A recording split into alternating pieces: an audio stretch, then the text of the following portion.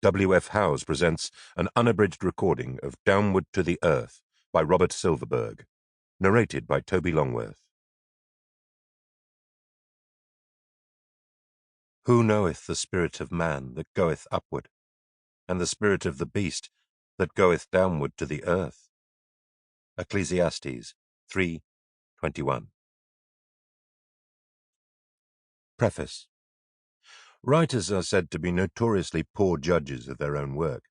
Most writers find little truth in this truism, which perhaps tends to confirm it. Typically, they regard themselves as uniquely qualified to judge their own work, for they alone know what was carved with great pains out of recalcitrant marble and what was cunningly faked out of plastic to get them past a difficult spot. I'm no different from other writers in that respect. Though I see my work from the inside, hardly an objective viewpoint, I feel that I can tell the worthwhile from the shoddy, the solid from the insubstantial, and, in general, my sense of what is good and what isn't has been confirmed over the years, both by the critics and in the marketplace. But there is one big exception to that, a book I thought was a failure while I was writing it, and for some time thereafter, and that, to my surprise, received such intense praise that I was forced to take a second look at it and question my own negative view.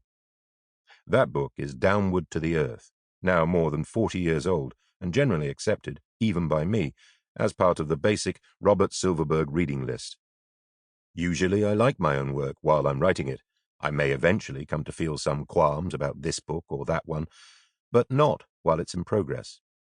This one was different. While I was at work on it, it seemed routine and dreary to me, a mere mechanical job.